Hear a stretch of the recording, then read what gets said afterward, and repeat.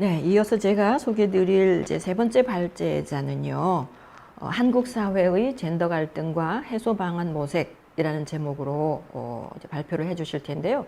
종교와 젠더 연구소의 소장이신 옥보견 박사입니다. 옥보견 박사는 사실 불교 종단에서 젠더 연구를 해서 서울대에서 박사 학위를 받았어요. 그리고 그 이후로 계속 관계되는 주제의 좋은 논문과 책을 기획하고 출판해 왔어요. 근데 그런 연구 관계의 성과물 외에 제가 미리 좀 소개를 드리고 싶은 것은 이 젠더 운동 현장에서 일관되게 선명한 자기 역할을 해 오시는, 불교계에서는 외람되지만 거의 유일무이한 존재가 아닌가 이런 생각을 가지고 있습니다. 제가 그래서 고맙고 반가운 마음으로 이 자리에 모시도록 하겠습니다.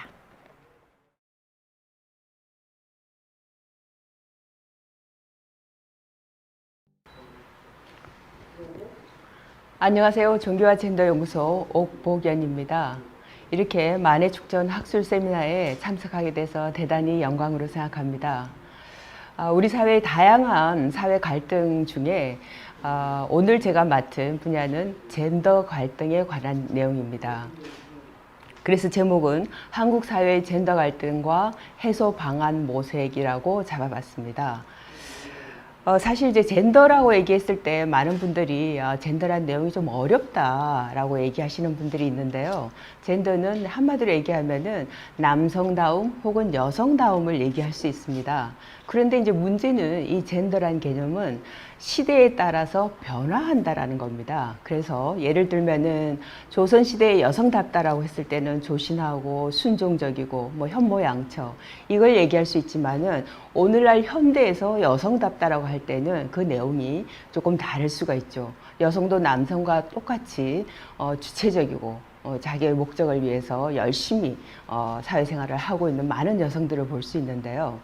그래서 이제 여성다움, 남성다움이라고 했을 때 이 용어 자체는 사회에 따라서 변화할 수 있는 그 개념을 가지고 있기 때문에 우리가 이걸 우리 한국말로 번역하기가 힘들어서 그냥 젠더라고 얘기를 그 영어 발음을 그대로 가져와 있습니다.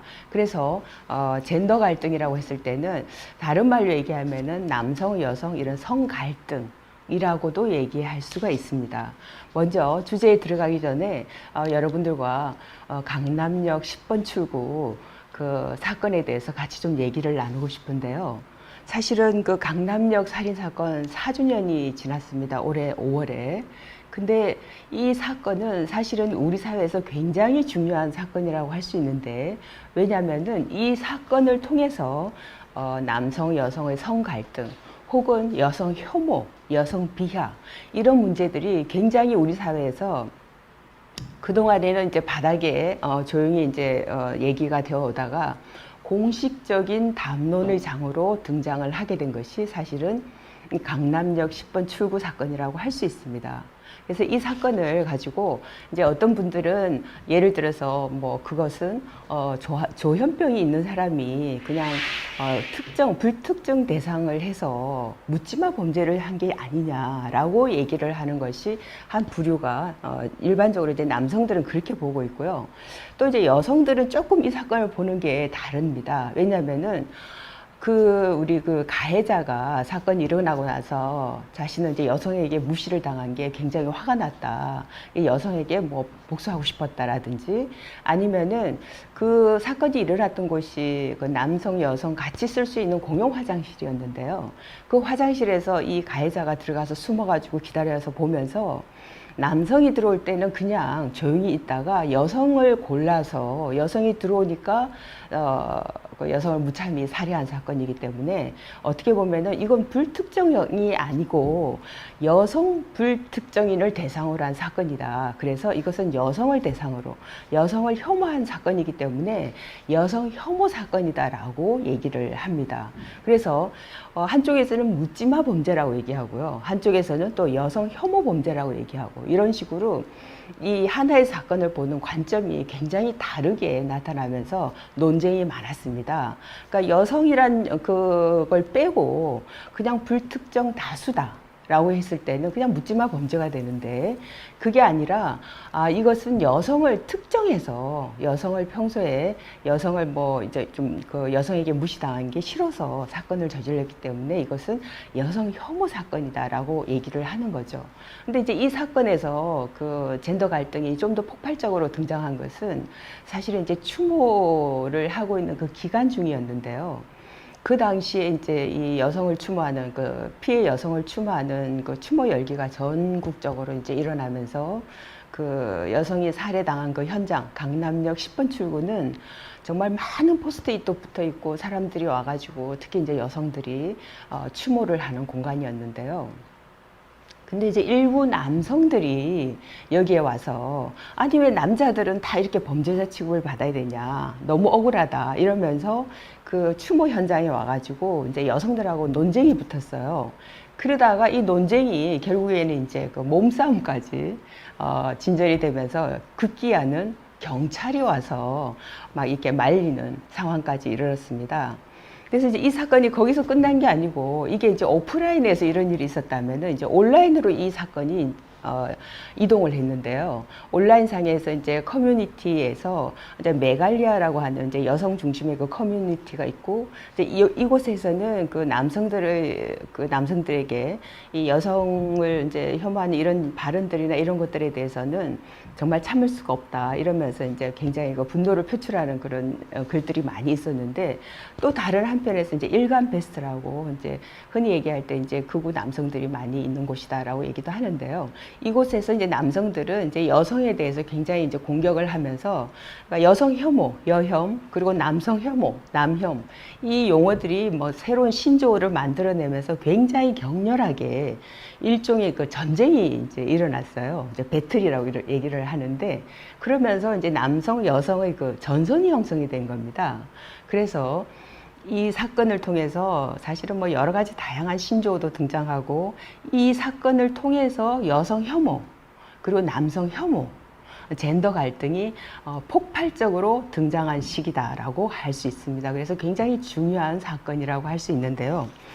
사실은 이제 이 여성 혐오가 그럼 왜 문제가 되느냐, 뭐 여성을 좀 싫어할 수도 있지라고 생각할 수가 있는데, 문제는 이 여성 혐오가 이 여성 혐오에 그치지 않고 여성 멸시 혹은 여성 비하, 이러한 것들이 사실은 이제 관습이라는 이름으로 젠더 폭력화되는 것이 이제 문제가 되는 거죠. 그래서 이 성차별, 이런 그 여성에 대한 그 어떤 그 차별, 이러한 것들을 어찌 보면은 이제 여성 혐오라는 이 사상 아래에서는 이러한 그 여성 차별이 일종의 그 정상화 혹은 관습, 전통, 이러한 이름으로 이제 통용이 되면서 확대 재생산이 될 수가 있고요.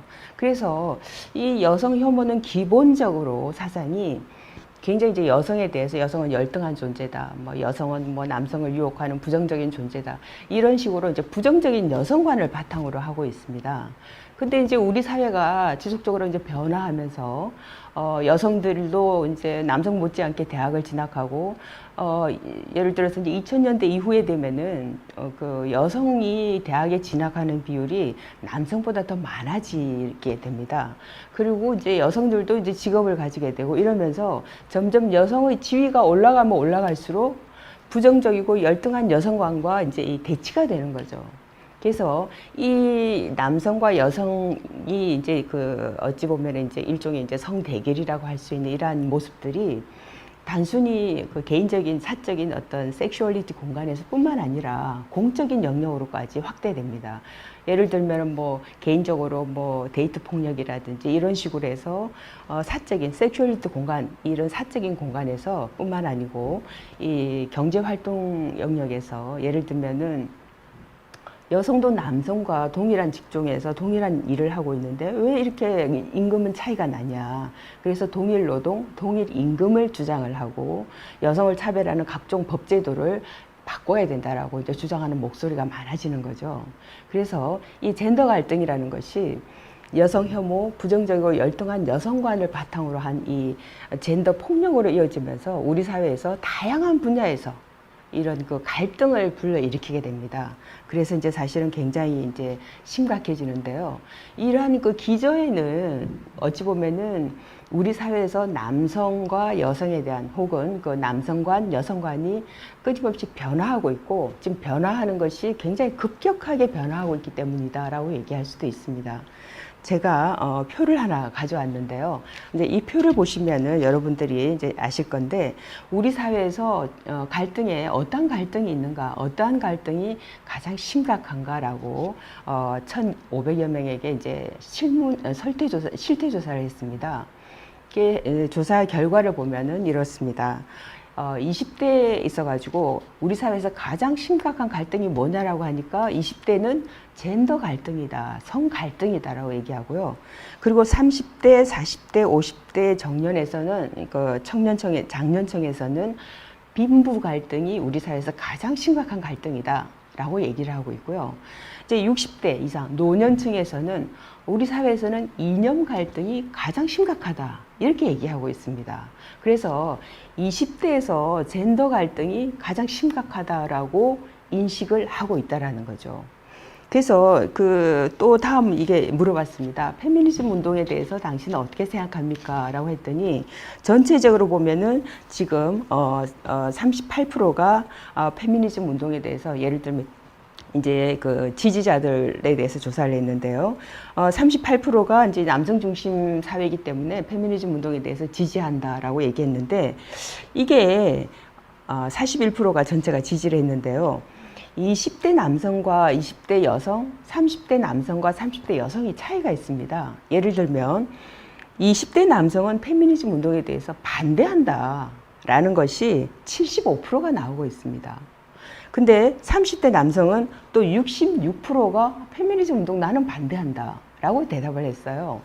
그러면 여성의 경우를 보면요. 여성 20대의 경우에 나는 페미니즘 찬성한다가 64%예요. 그리고 30대는 44%. 그러니까 20대 남성과 여성이 이 페미니즘을 찬성한다 반대한다가 격렬하게 이렇게 대립이 되는 거죠. 그래서 찬성하는 사람들에게 왜 찬성하냐, 페미니즘 왜 찬성하냐고 물었더니 우리 사회가 남성 중심 아니냐, 이거 바뀌어야 된다라고 얘기를 하는 거고요. 그리고 페미니즘에 대해서 왜 반대하냐라고 했더니 아니 페미니즘은 남성 혐오 사상 아니야? 이렇게 대답을 한다라는 거죠. 그래서 참고 이 자료에서도 나왔듯이 이 20대에 있어가지고 성 갈등이 굉장히 심각하다는 걸 알 수 있습니다. 그래서 오늘 제가 여러분들과 같이 얘기를 나누고 싶은 것은 이 젠더 갈등에 관한 문제입니다. 특히 우리나라의 그 젊은 층들, 20대가 가장 심각하게 부딪히고 있는 젠더 갈등. 이 문제를 어떻게 해결할 것인가. 그리고 또한 부처님께서는 경전에서 이러한 문제에 대해서 어떻게 해결하라고 말씀하셨을까. 그래서 젠더 갈등에 대해서 그 문제와 해결 방안을 고민해보는 시간을 가져보도록 하겠습니다. 사실은 우리 사회에서 젠더 갈등이 이제 그 공식적인 담론으로 등장한 것은 오래됐습니다. 예를 들면 1898년도에 그 조선시대에 그 한양 한복판에서 김소사, 이소사 이런 이제 젊은 여성들이 대낮에 이 여권 통문이라는 것을 발표를 하는데요. 여기에서 뭐라고 얘기하냐면은 여성들은 차별받고 있다. 그래서 남성들과 동등하게 교육을 받을 기회, 그리고 직업을 가질 수 있는 기회, 그리고 참정권, 투표권을 달라라고 이야기를 하면서 여권 통문, 그러니까 우리나라에서 최초로 예를 들면 여성 인권 선언이라고 할 수 있습니다. 이런 이제 여권 통문을 발표했고요. 그리고 이제 1918년도 이제 그 19년도 일제 그 식민지 하에서 그 일본이 그 만드는 그 공창에 대해서 한국 여성들이 공창 폐지 운동도 벌이기도 하고요. 그리고 해방 이후에는 조혼, 그리고 축첩, 그리고 호주제를 폐지하라는 요구들을 이제 굉장히 그 강하게 주장하게 됩니다. 그래서 결국에 2005년에는 이제 호주제가 폐지되기에 이릅니다. 근데 이제 우리나라에서 이렇게 젠더 갈등이 사실은 굉장히 오랜 역사를 통해서 젠더 갈등이 드러나고 있었는데, 그러면 우리 지금 현재 현대 사회에서 우리나라에서 나타나는 젠더 갈등은 어떠한 것이 있는가를 살펴보면 가장 먼저 말씀드리고 싶은 것은 이대남, 그러니까 20대 남성이 기존의 남성과 다르더라라는 이대남 현상을 얘기할 수 있습니다. 우리나라 20대 남성은 사실은 굉장히 젊은 세대임에도 불구하고 보수화되고 있다라는 거죠. 근데 이제 반대로 20대 여성들의 경우에는 최근에 페미니즘이 굉장히 이제 많이 전파가 되면서 탈코르셋, 그러니까 여성의 몸을 옥죄어서 뭐 S라인을 만드는 것은 여성을 억압하는 것이다. 그래서 코르셋을 입지 않겠다라는 주장, 그리고 또 꾸밈 노동, 그러니까 화장을 하고 뭐 하이힐을 신고 이런 것들, 이런 거는 원치 않는다. 그래서 꾸밈 노동을 거부하는 이런 운동들을 통해서 이제 여성들이 이제 자기 주장을 하기 시작했는데요. 여기에 반해서 남성들의 경우에는 특히 이제 20대 남성들은 아니 그게 무슨 소리냐 그러면서 굉장히 반발을 하고 있습니다. 예를 들면은 20대 남성이 이제 주장하는 부분들을 보면은 여성 전용 주차장 혹은 여성 전용 지하철 칸, 그리고 이제 여성 할당제 이러한 것들이 아니 여성 우대 정책이 너무 심한 거 아니냐, 너무 여성을 우대한다, 아니 무슨 여성이 무슨 벼슬이냐 이렇게 주장을 하기도 하고요. 그리고 또 예를 들면은 뭐 남자들은 스스로가 자기는 약자인데 여성들은 진짜 자기가 약자가 아니고 강자임에도 불구하고 약자 코스프레를 하고 있다 이렇게 얘기하기도 합니다. 그리고 이제 우리 사회에서 얼마 전에 이제 82년생 김지영이라고 해서 책이 굉장히 유명한 센세이션을 일으키고 이제 젊은 여성이 직장 생활을 하다가 결혼해서 가사와 육아 때문에 굉장히 힘들어하는 그런 내용의 책인데요. 이 책이 이제 젊은 여성들 사이에서 굉장히 많이 읽히는데 여기에 비해서 이 책에 대응해서 82년생 김철수라는 책이 나오기도 하고요. 또 이제 여성학을 얘기하니까 남성학을 또 주장하기도 하고, 여성을 전화하니까 왜 여성의 전화만 있냐, 남성의 전화도 있어야 된다. 그래서 남성의 전화도 나오기도 하고요. 그리고 이제 여성들이 육아 독박이다, 육아를 왜 여성들만 책임지냐, 독박을 썼다 이렇게 얘기하니까 남성들이 아니 그럼 우리는 군대 독박이다 라고 주장하기도 합니다. 이처럼 남성과 여성이 격렬하게 대립을 하고 있는 것을 볼 수 있는데요. 이 20대 남성들이 이제 힘들어하는 것을 보면은 또래 여성들에게는 성평등을 요구받는데 기성세대 남성들에게는 좀 더 강해져라, 강한 남자가 돼야지, 남자가 도대체가 말이야 힘이 없어 이러면서 이제 강한 남성성을 요구받게 되고요. 또 또래 여성들에게는 한남충, 그러니까 이제 여성들이 쓰는 이제 언어인데요. 한국 남성들이 너무 여성을 이제 함부로 한다. 그래서 이제 한국 남성은 벌레처럼 그렇게 나쁜 짓을 한다. 이렇게 표현하는 건데요. 한국 남성 한남충이라고 이제 여성들이 이제 공격을 하지만은 기성세대로부터는 요새 젊은 남자애들이 너무 나약하다라고 또 비난을 받는다는 거죠. 그리고 이 이대남 현상이 이제 생기게 되는 또 기본적인 원인 중에 하나가 굉장한 취업난입니다. 취업이 굉장히 이제 어렵다 보니까 남성들의 경우에는 이제 군복무 가산제를 달라. 그리고 여성 할당제는 폐지해야 된다. 라고 주장을 하기도 합니다. 그래서 이 세대 간의 이제 이 이대남 현상의 경우에는 20대 남성이 20대 여성과 갈등을 일으키는 것 뿐만 아니라 세대 간에도 사실은 남성들 간에, 남성 세대 간에도 갈등을 많이 일으키고 있는데요. 예를 들면 이제 20대 남성들의 경우에는 3포, 5포에서 이제 N포 세대라고 얘기합니다. 결혼도 포기, 데이트도 포기, 집을 구입하는 것도 포기, 등등 여러 가지를 다 포기한다는 거죠. 하지만 이제 기성세대 입장에서 볼 때는 집도 가지고 결혼도 하고 아기도 놓고 직장도 원하는 데를 다 갖고 다 했다라는 거죠. 그래서 이런 이제 20대 남성들이 기성 남성 세대에 대해서 이제 굉장히 이제 상대적으로 불만을 가지게 되는데요. 20대 남성들은 이제 아프다 그러면은 아니 아프니까 청춘이지 이렇게 이제 기성세대들이 얘기를 하기도 하고, 20대 남성들이 힘들다 그러면은 아니 젊은데 그걸 가지고 힘들다 그러냐, 나 때는 말이야 막 이러면서 또 이제 얘기를 막 설교를 듣게 된다는 거죠. 그래서 이제 20대 남성들은 기성세대에 밀리고 또 동년배의 여성들에게 치고 이래서 자신들은 정말 약자다라고 얘기를 하고 있습니다. 그래서 이제 이 젠더 갈등이 사실은 20대의 경우에 남성과 여성 사이에 굉장히 심각하게 등장하고 있다는 것을 알 수 있고요. 우리 사회에서 두 번째 젠더 갈등으로 이제 성착취물을 들 수 있습니다. 이 디지털 성범죄라고 해서 최근에 이제 우리 사회는 특히 이제 인터넷이 발달하다 보니까 이 디지털 접근성이 굉장히 좋은데요.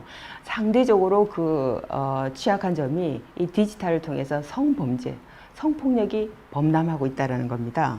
예를 들면은 뭐 20년, 10년, 20년 전에는 야한 사진, 뭐 야동 이렇게 나왔지만은 최근에는 성착취물이라고 용어를 사용을 하고 있습니다.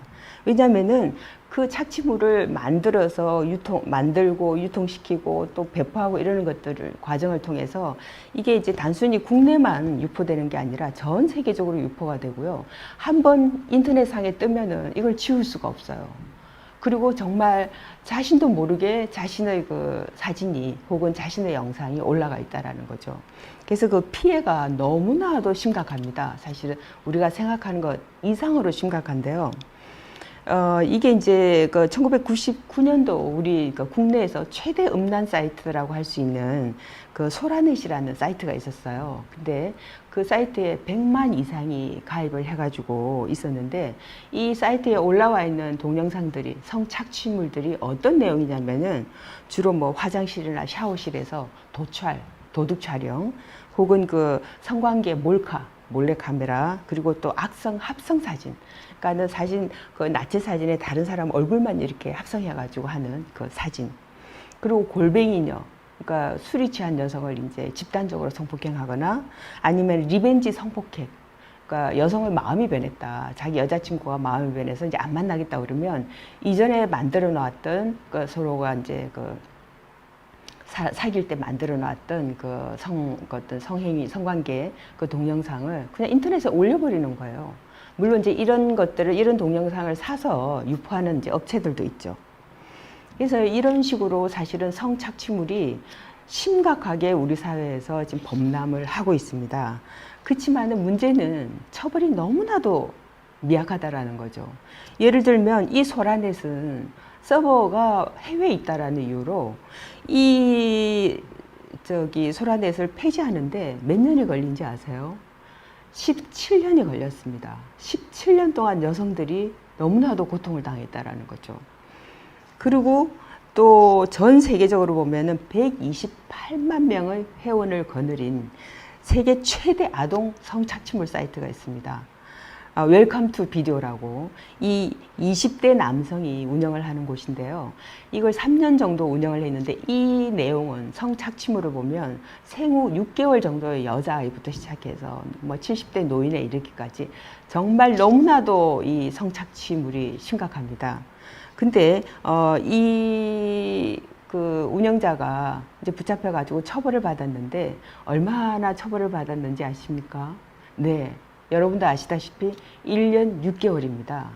근데 이제 미국 같은 경우는 아동 포르노를 한번 다운만 받았다 해도 한 5년, 6년의 처벌을 받기 때문에 미국 법원에서 이제 미국으로 송환하라라고 했는데 우리 법원이 이제 거부했죠. 어쨌든 너무나도 처벌이 경미하다라는 거죠. 그래서 이러한 사건 이후로 해가지고 또 올해 우리 사회를 굉장히 경악하게 만든 사건이 있죠. N번방 사건. 이 사건은 여고생들의 신원을 알아가지고 이걸 가지고 이제 협박을 하고 심지어는 이제 여고생들 몸에다가 노예라고 이름을 써가지고 집단적으로 폭행하고 이거를 찍어가지고 이 착취물을 찍어가지고 올립니다, 사이트에. 그래서 근데 이제 더 놀라운 것은 이 사이트의 운영자가 20대 대학생, 10대 후반 남자, 군인, 너무나도 평범한 옆집 애들 같은 20대 청년이더라는 거죠. 그리고 이 사이트를 다운받은 사람이 26만 명에 해당합니다. 그래서 이 사람들은 모두 처벌을 받아야 된다, 법적으로. 그래서 이런 식으로 지속적으로 성착취물이 우리 사회에서 뿌리 뽑히지 않는 이유가 이제 많은 여성들이 주장하는 것이 이제 처벌이 너무나도 미약하다라는 거죠. 그래서 이제 여성들은 강력하게 처벌해야 된다라고 처벌을 주장하고 뭐 해화역에서건 광화문에서건 시위를 하고 있습니다. 20대 여성들이 모여서 뭐 지난번에 광화문에서는 뭐 5만이 모였다, 7만이 모였다 막 이렇게 얘기를 하는데요. 이렇게 여성들이 강력한 처벌을 요구하는 데 비해서 이제 처벌이 너무나도 미약하다 보니까 아직까지도 이러한 그 내용들이 인터넷상에서 떠돌고 있다라는 거죠. 그래서 이제 여러분들이 이제 이 지금 표를 보시면 아시겠지만은 몰카 범죄가 아니 뭐 얼마나 심각한데 라고 생각할 수 있지 않습니까? 우리 이제 뭐 그냥 장난으로 한번 다운받아 본 건데 어쩌다가 한번 본 건데 이렇게 생각할 수가 있는데 이 표를 보시면 2007년도에 지금 전체 성범죄, 성폭력 범죄 비율에서 2007년도 보면은 3.9%에 불과합니다.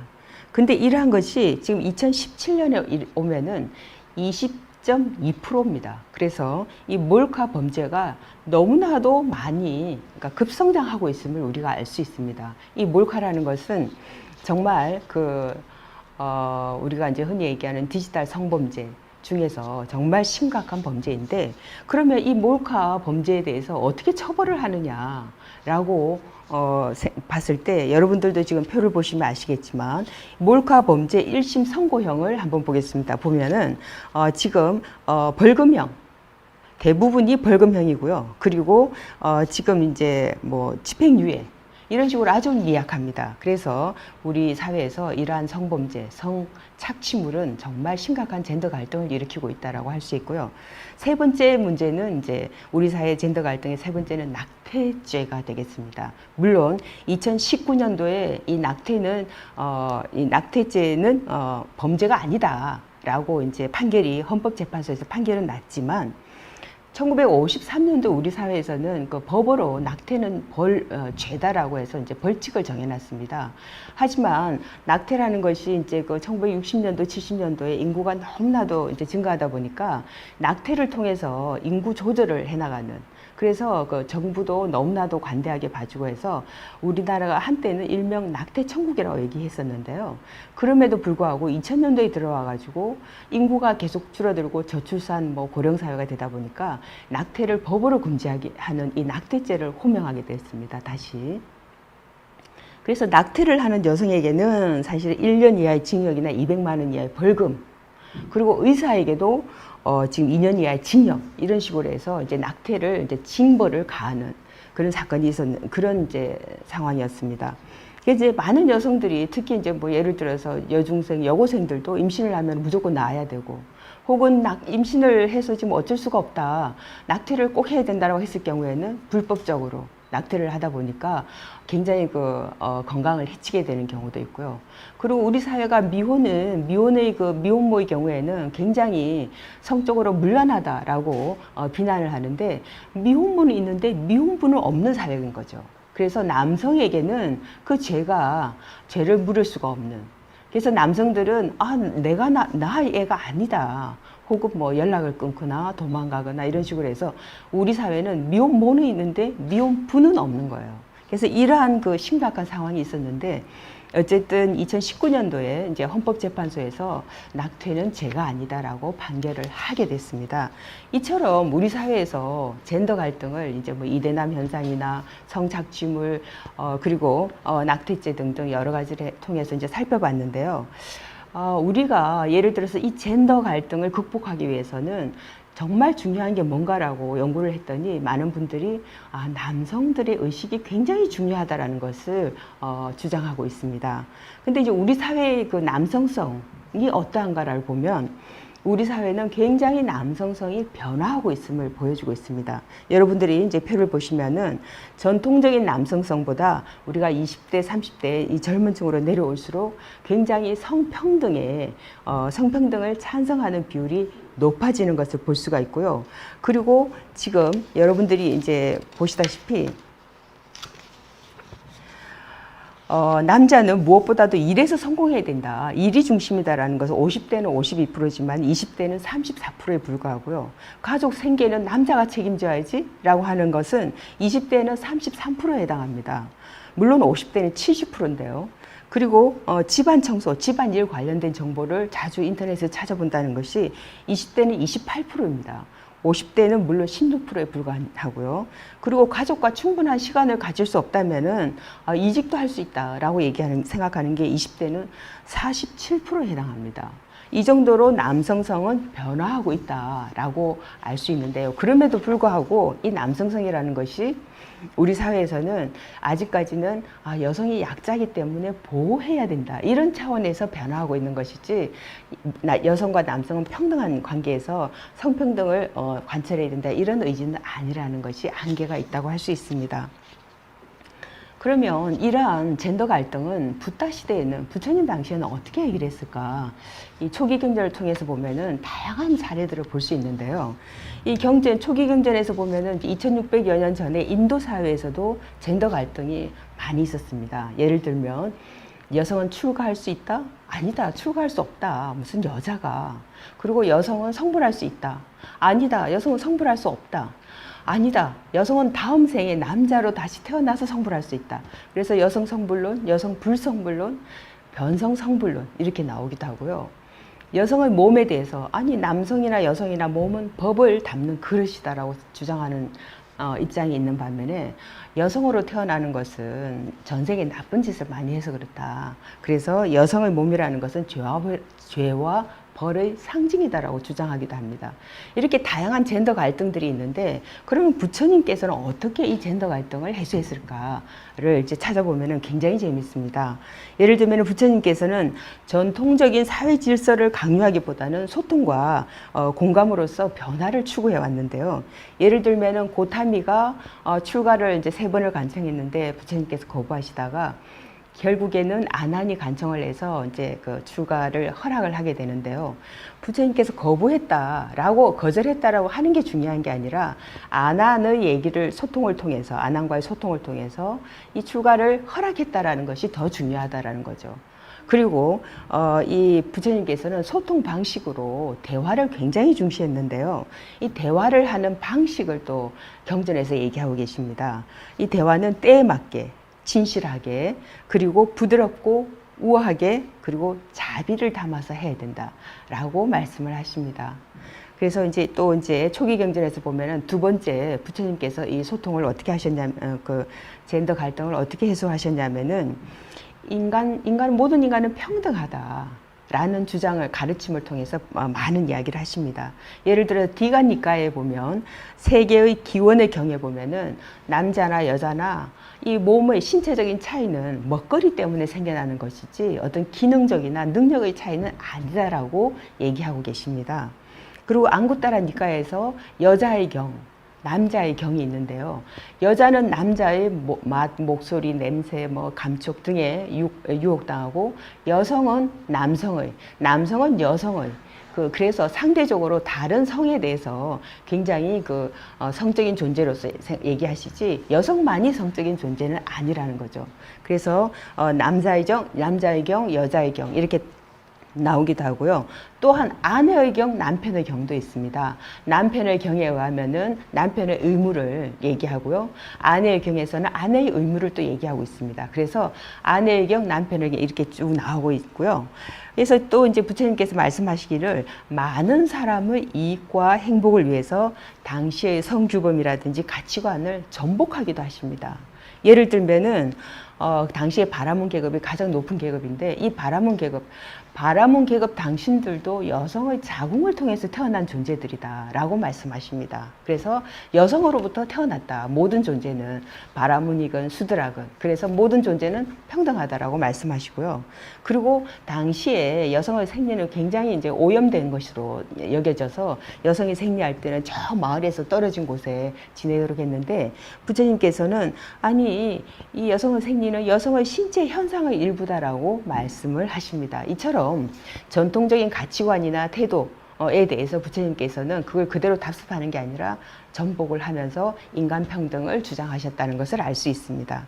자, 이처럼 우리 사회에서 젠더 갈등이 특히 20대를 중심으로 매우 심각하다는 것을 말씀을 드렸는데요. 지금 현재 우리 사회 신자유주의, 무한 경쟁 사회에서 이 공정성이 젠더 불평등하고 연결이 돼서 젠더 폭력으로 나타나는 현상은 참으로 안타까운 일이 아닐 수 없습니다. 그래서 이 젠더 폭력, 젠더 갈등을 우리가 해소하기 위해서는 가부장적인 성규범, 가부장적인 성역할 고정관념을 극복해야 되지, 이러한 가부장적인 규범 내에서 단순히 이걸 기반으로 해서 통합하는 전략으로서는 이거 해결이 안 된다.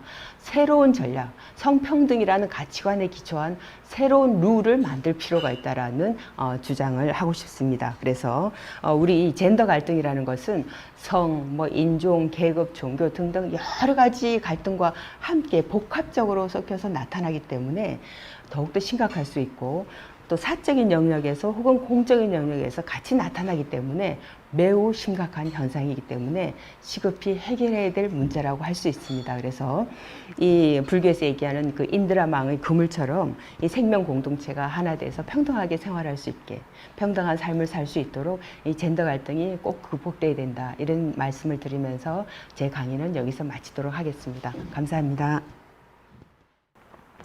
네, 잘 들으셨죠. 젠더 갈등을 해소하기 위한 붓다의 전략이라고 하면서 세 가지를 소개했는데요. 첫째는 전통적인 사회 질서를 유지하기보다는 소통과 공감을 통해서 변화를 추구한다. 부처님의 전략을 이렇게 이해했다는 말씀이에요. 그다음에 두 번째는 인간 평등, 성평등의 관점으로 지속적인 가르침을 함으로써 사람들이 마침내 그 진리를 깨닫게 하는 전략을 쓰신 것 같다, 이렇게 말씀했습니다. 그리고 마지막 세 번째는 보다 많은 사람들의 행복과 이익을 위하여 당대의 성규범이나 가치관을 전복한다. 전복이라는 표현을 보통은 잘 안 쓰죠. 근데 우리 발표자께서 그렇게 표현하셨기 때문에 저도 그렇게 옮겨봅니다. 즉, 소통과 가르침과 전복을 통해서 변화를 받아들이고 공존과 상생을 중시하셨던 것이 부처님의 전략이다, 이렇게 해석을 한 것 같습니다. 전복이라는 말을 제가 그대로 옮기면서 여러 가지 뉘앙스가 있기 때문에 잠깐 생각을 해봤지만, 아마도 우리 오늘 발표하신 옥 박사께서는 가히 전복이라고 불러야 할 만큼 상당한 변화, 굉장히 큰 변화가 있어야만 하기 때문에, 그런 깊고 큰 변화가 이루어질 때 그것은 이제 부처님이 가능하셨지만 우리에게도 그것은 전복에 준하는 거라고 표현하고 싶었던 것으로 부연을 해봅니다. 앞으로도 계속해서 연구하시고 운동하시고 그 성과를 활발하게 보여주시기를 기대하면서 옥복연 박사께 다시 한번 감사의 말씀 드립니다.